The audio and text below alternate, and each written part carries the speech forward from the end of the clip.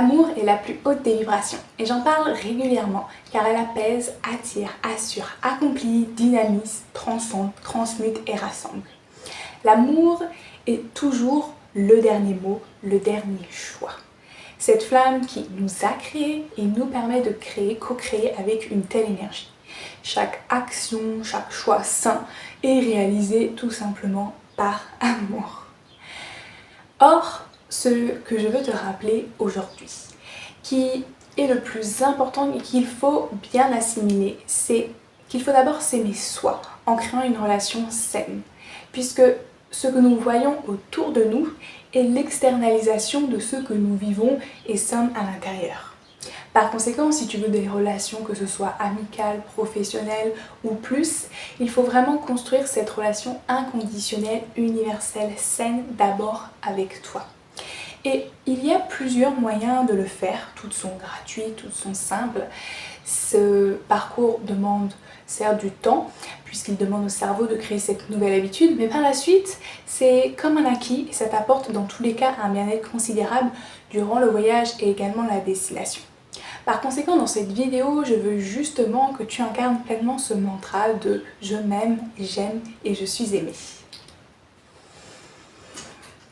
Le premier point que je souhaite aborder pour développer le self-love est l'écoute de soi.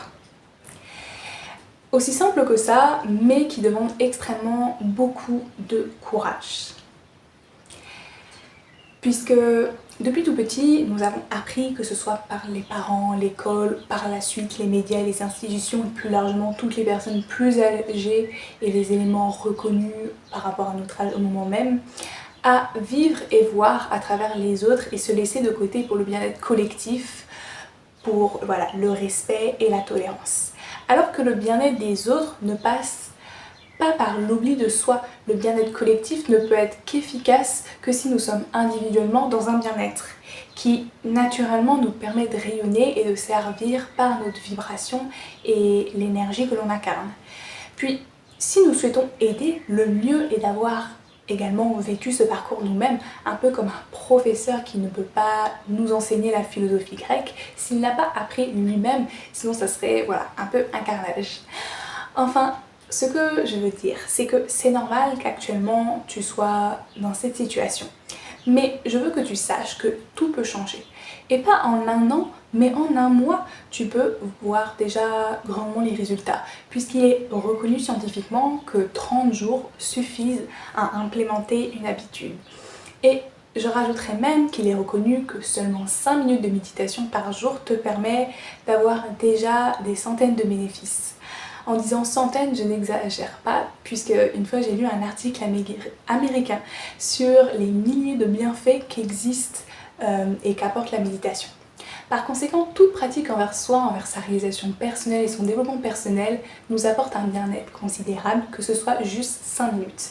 Cela nous apaise et nous apporte cette fierté de nous avoir écoutés, d'avoir pris du temps pour nous et tout simplement d'avoir pris soin de nous honorer. Ainsi, le plus important est que tu t'écoutes. Que tu t'écoutes, certes, mais que tu appliques aussi ce que tu entends, ce que tu souhaites et ce que tu veux, ce que tu désires. Enfin, peu importe, mais toi et rien que toi. Parce que, en toute bienveillance, et même si c'est juste un rappel, le but n'est pas d'écouter l'avis et les options, les opinions de nos proches, nos amis, notre famille, les institutions qui ne vivent pas à notre place, qui n'ont pas grandi et eu notre parcours, qui font que nous avons cette vision unique que seul toi ici sur Terre, qui t'apporte par ailleurs toute la légitimité de parler, partager et créer, car personne d'autre pourra le faire comme toi. Donc ce que tu peux faire pour mettre en faveur cette pratique, c'est dans un premier temps de prendre cet engagement. De prendre cet engagement envers toi et de te responsabiliser à ce niveau en te disant avec bienveillance que tu es né pour toi, que tu vis chaque jour pour toi, que peu importe ce que tu vas faire, dans tous les cas tu te retrouves seulement avec toi et qu'il s'agit au quotidien, à chaque seconde, de tes propres sentiments et de tes propres émotions. Et si tu as des sentiments et des émotions positives, tu te sens bien, tu crées du bien, tu vis du bien, tu partages du bien. Donc Après cet engagement personnel, ce que tu peux faire est d'envoyer un message à tes relations qui créent un peu de dépendance ou qui donnent trop leur avis à ton dépourvu, en disant avec tes mots personnels, tes intentions, en sachant que oui, ça demande du courage, mais tu seras hyper fier de toi après et ça va te libérer et t'élever incroyablement. Par exemple, voilà, tu peux leur dire que tu es gentil de vouloir me protéger, de vouloir mon bien, d'essayer de réagir à ce que je partage, mais qu'à ce jour, peu importe ce que tu transmets, j'ai décidé de m'écouter pleinement et de vivre cette liberté d'agir selon moi et rien que moi. Donc par conséquent, si tu as des avis totalement divergents, d'avoir les sagesses, de les garder pour toi. Et si tu veux me soutenir ou me protéger après analyse et avec tact, c'est avec grand plaisir d'avoir ton soutien, ta bienveillance et ta générosité. Tu peux également rajouter que tu es venu ici pour apprendre et que la meilleure façon de savoir si c'est le bon choix, c'est de t'écouter et d'avancer. Que le reste, ça reste voilà, tes propres leçons et émotions. Ça reste un message gentil dans le sens que même si c'était pas leur intention au départ, ils veulent te protéger. Parce qu'au final, soyons sincères, ils sont d'une autre génération ou alors ils ont vécu un autre parcours qui fait qu'ils n'ont pas la même vision que toi. De plus, il faut prendre en compte que parfois les choix à contre-courant ou du moins audacieux font peur aux personnes qui ne sont pas aptes à les réaliser. Et sache que toi, si tu as eu cette idée, tu te dois de la réaliser que les idées sont des projections de notre âme, de notre inconscient, de notre communication permanente et perpétuelle avec l'univers et nos guides, qui justement nous permet de nous aligner et de poursuivre sur notre chemin de vie et notre chemin d'âme. Alternative que tu peux également faire, c'est de parler en méditation à l'âme de la personne de cœur à cœur. Pour finir sur cette partie, le fait de t'écouter accroît considérablement l'amour que tu te portes envers toi parce qu'en t'écoutant et en agissant ainsi, tu te respectes. Et en te respectant, tu augmentes considérablement le baromètre de l'estime de soi. Tu te sens également fier de tes décisions et d'aller de l'avant. Ça t'apporte une nouvelle énergie, de la vitalité, de la force, de l'oxygène. Enfin, tu te sens grande et tu te sens puissante. Et ça fait également le plein d'émotions positives. Et il suffit de retourner et également faire une petite introspective dans ton passé sur tous les moments où tu as décidé de t'écouter pleinement, seulement toi, et d'agir en faveur. Et également inversement, de voir les deux types de situations et où cela t'a mené.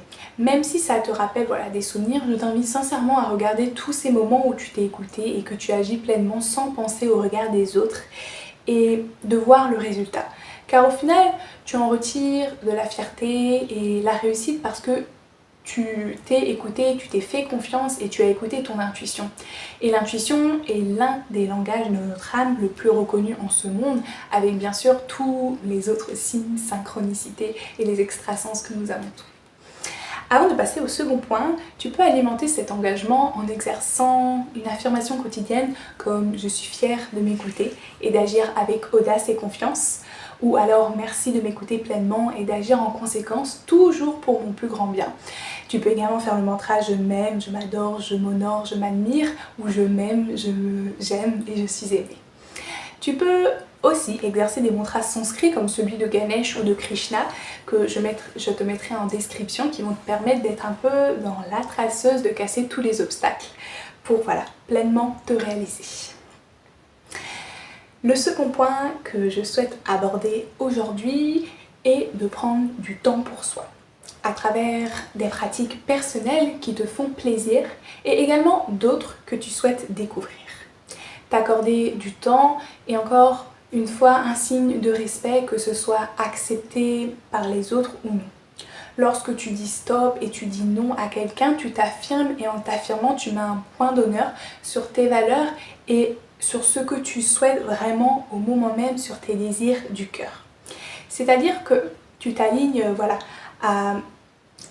au langage de ton cœur et par conséquent tu développes une confiance de plus en plus forte et une estime de soi de plus en plus élevée. Donc savoir dire non permet de lever le baromètre une nouvelle fois, mais permet plus simplement de t'accorder ce fameux temps pour créer des projets qui te tiennent à cœur. ou d'exercer voilà, des activités qui nourrissent ton âme et qui ainsi naturellement alimentent bien évidemment les émotions positives dont tu as besoin pour une vie épanouie, riche de sens et pour tout simplement avoir cette relation d'amour inconditionnel envers toi. T'accorder du temps peut se faire de différentes manières. Et j'ai d'ailleurs créé un journal de développement personnel, en l'occurrence de Self-Love, disponible sur Amazon, qui relate différentes activités que je vais te citer prochainement. Pour non seulement te recentrer sur toi, l'essentiel, et t'apporter tout le bien-être et le mieux-être dont tu as besoin et que tu mérites. D'ailleurs, ça peut être également un magnifique mantra d'amour et de légitimité de dire que tu mérites, puis la chose que tu souhaites. Alors, je sais que parfois, on n'a vraiment pas le temps de rajouter d'autres activités. Soit parce que tu es mère de famille, soit parce que tu as un job qui demande beaucoup, que ce soit pendant ou à côté. Et par conséquent, tu as peut-être plus d'énergie ou vraiment plus aucun temps. Et je te comprends tout à fait. Le truc, c'est qu'il va pas forcément falloir faire des compromis, mais mieux gérer son temps et d'essayer, si par exemple tu as des proches autour de toi, de dispatcher les missions que tu as actuellement. Ou sinon d'optimiser encore plus son planning. Même si on le sait, tu essaies de faire du mieux et c'est déjà super. Je vais par conséquent te partager quelques astuces ci-dessous qui sont un peu game changer, même si je pense faire une vidéo dédiée parce que ce sera plus facile voilà, de retrouver par la suite sur YouTube. Donc le premier point que je souhaite aborder est de mixer les activités passives et actives. C'est-à-dire qu'il y a des activités qui sont plus physiques et d'autres plus mentales ou inversement des activités dites d'habitude qui peuvent être combinées avec une activité plus complexe. Par exemple, danser en te lavant les dents, manger en regardant une masterclass, faire le ménage sous des mantras sanscrits, faire du sport en pleine conscience pour le côté méditatif permet de combiner les activités passives et actives. Le deuxième point est de créer une to-do list en partant d'une matrice à cases. Il s'agit de la fameuse matrice de Eisenhower, dont tu peux trouver des templates aisément sur internet ou également dans mon journal de quotidien disponible sur Amazon avec les catégories urgent et important, important et non urgent, non important et urgent et non urgent et non important. Tu peux la remixer comme tu veux et créer également des sous-catégories, cela reste personnel. Le troisième point va être de faire les activités selon ton bios et ton énergie. Par exemple, si tu as plus de créativité le soir ou si tu as plus cette paix d'esprit le matin, tu vas pouvoir effectuer des tâches selon. Et également éviter les tâches trop cérébrales après manger par rapport à la digestion. Et donc voilà. Pour le quatrième point, je t'invite à regrouper les activités qui nécessitent le cerveau gauche ensemble et le cerveau droit ensemble. Par exemple, tout ce qui est logique, rigueur, tout ce qui va être rationnel va être relatif au cerveau gauche. Et tout ce qui est plus sujet à la création, à l'intuition, aux émotions, à l'empathie va être lié au cerveau droit. Enfin, le cinquième point que je souhaite aborder, c'est d'agencer son planning en time blocking, c'est-à-dire des activités similaires pour créer des moments de flow où tu peux être focus pendant 45-60 minutes et plus. Dans ces périodes, tout va très vite et tu deviens très productive et proactive dans tes tâches. Entre chaque session, je t'invite à faire une vraie pause, ce qui va permettre d'accroître encore plus ta productivité derrière, car tu offres à tes sens du repos, à ton cerveau une nouvelle énergie, de l'oxygène et un espace de silence, de détente pour mieux recommencer, réfléchir, analyser et comprendre déjà ce que tu as fait. Tu peux également fermer les yeux, te balader, prendre un bain de soleil, marcher pieds nus dans la terre, caresser un animal de compagnie, faire de l'exercice des yeux oculaires ou danser pour te libérer, également boire, toujours très important de boire. Et lorsque tu es au bureau, tu peux aussi marcher, par exemple quitter ton bureau pour aller aux toilettes, même si tu n'as pas forcément envie, du moins ça te permet d'avoir ce repos et de mieux recommencer parce que notre cerveau il n'est pas fait pour être focus en continu, surtout si le problème persiste et que la solution n'émerge pas encore. Si tu veux une solution, il va falloir vraiment mettre au repos un peu toutes les activités pour que le cerveau se pose et également à ton intuition et ton âme de laisser la place pour communiquer ce qui est bon parce que nous avons tout en nous les dons spirituels et tu peux développer ta clairvoyance, ta clairaudience. Tu as clairement, voilà. Mais il s'agit d'un autre sujet qu'on abordera dans une autre vidéo. Mais disons qu'en étant dans un état plus serein, plus de paix, en étant plus dans le repos, tu te permets de mieux entendre, de mieux recevoir, réceptionner les messages de ton âme et de tes guides. Et pour illustrer ce propos, Albert Einstein se promenait chaque jour et c'est souvent du coup lors de ses balades que tout devenait plus clair et qu'il trouvait ses meilleures idées et innovations. Après cette petite parenthèse sur la gestion du temps et les techniques, je te partage à présent voilà, les diverses activités self-love comme promis juste avant. La première, ça va être la méditation. La méditation est une pratique spirituelle qui permet de se connecter à son essence profonde, de calmer l'esprit et de s'aligner avec le moment présent. C'est un voyage intérieur qui ouvre la voie à la clarté, à la paix intérieure, à la sagesse, facilitant la reconnaissance de notre véritable nature et de notre union avec l'univers. Tu peux exercer des méditations de pleine conscience, de transcendance, de visualisation, de compassion, zen, vipassana, de mouvement, de chakra, d'intention, des méditations guidées. Enfin, YouTube est une excellente bibliothèque de méditation. Le second exercice que tu peux faire est la technique du miroir. Et en l'occurrence que chaque matin, voilà, tu peux te tenir devant le miroir et te regarder dans les yeux et dire à voix haute que tu t'aimes, que tu t'acceptes et que tu te respectes entièrement et de remercier à quel point tu es merveilleuse et d'être toi. De prendre voilà, ce moment pour vraiment ressentir ces mots, de répéter les affirmations au moins 3 fois en laissant cette émanation, cette vibration d'amour remplir ton être. Et tu peux ajouter des compliments spécifiques sur ton apparence, tes qualités ou ton caractère. Le troisième point va être les massages. Chaque jour, matin ou soir, tu peux te masser le corps avec une huile. Prends bien le temps de toucher et d'apprécier ta peau, ton corps, ta silhouette et affirmer à quel point tu es magnifique, que tu es divine. Affirme tes qualités et apprécie ce moment en silence, rien qu'avec toi. L'autre point, l'autre activité est la pratique sportive. Tu peux voilà, établir des séances de sport dans ta semaine, que ce soit des séances courtes mais intenses ou longues et moins intenses selon ton énergie et selon ton quotidien, tes activités.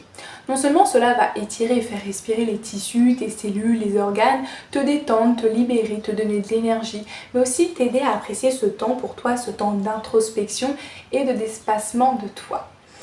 Enfin, l'autre exercice va être du coup les affirmations. Tu peux choisir 3 affirmations qui résonnent profondément avec toi comme je m'aime, je m'accepte, je suis aimée, je donne et je reçois un amour pur et sain ou mon amour pour moi-même et pour les autres est universel et inconditionnel. Et répéter ces affirmations chaque matin en te levant et chaque soir avant de te coucher et les visualiser pleinement en ressentant les émotions positives qu'elles suscitent, va voilà, vraiment permettre d'accroître ton amour de soi. L'autre exercice que je te propose, c'est la lettre. De prendre un moment au calme, de s'asseoir avec un stylo et du papier et d'écrire une lettre à toi-même en exprimant tout l'amour, la gratitude et l'appréciation que tu ressens pour qui tu es. Tu peux également le voir comme les mots que tu espérais que l'on t'offre, puis te les offrir. Et tu peux mentionner tes réalisations, tes qualités, les défis que tu as surmontés, ce qui fait que tu es unique et qui te rend fière. Tu peux lire cette lettre à voix haute après l'avoir écrite en ressentant l'amour et la reconnaissance que tu t'offres. Et tu peux relire cette lettre autant de fois que tu veux pour te rappeler de ta valeur intrinsèque ou la réécrire ou en réécrire une nouvelle. L'autre exercice sont les actes en général. Tu peux choisir une personne dans ton entourage ou un inconnu à qui tu vas offrir un acte de gentillesse sans attendre quoi que ce soit en retour. Cela peut être un compliment sincère, une aide spontanée ou un simple geste d'affection.